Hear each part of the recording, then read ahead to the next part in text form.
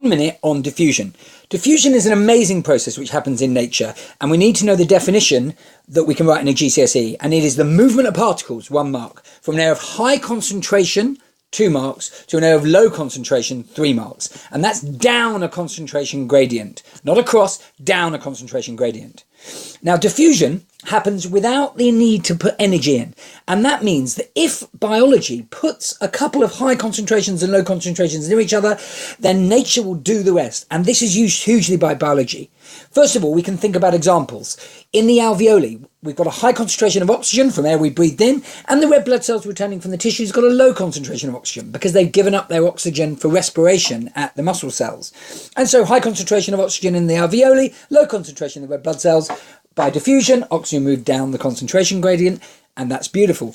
The same for carbon dioxide. Our red blood cells have picked up carbon dioxide, which has been released by respiration into the red blood cells, and it's taken to the lungs, and we've got a high concentration of carbon dioxide in the red blood cells, and we've actually got a low concentration of carbon dioxide in the alveoli because there's actually a very low concentration of carbon dioxide in the air. And so carbon dioxide will move by diffusion down a concentration gradient into the alveoli, and we breathe it out. It's beautiful. We haven't even had to put any energy in to get what we want to happen. Fantastic.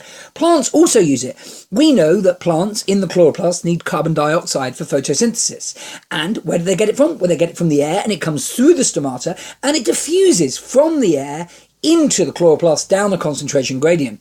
I just said that there was a low concentration of carbon dioxide in the air. So how low is the concentration of carbon dioxide in the chloroplast for it to diffuse down a concentration gradient? Well, because the chloroplast is using the carbon dioxide, it's really low in the chloroplast. So even though it's low outside, it's even low in the chloroplast. There's the gradient. Diffusion happens. Last thing we need to know is the things that affect diffusion. Well, diffusion will be speeded up if you increase the concentration gradient, which is like the steepness of a hill. If you have a very high concentration and a very low concentration, diffusion will happen faster than if they're quite similar.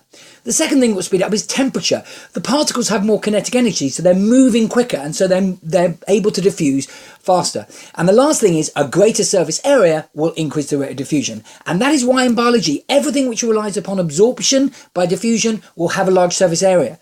The lungs, the surface area of a leaf, you're talking about capillaries, which have a huge surface area for our blood system. So that is diffusion. We're out of here.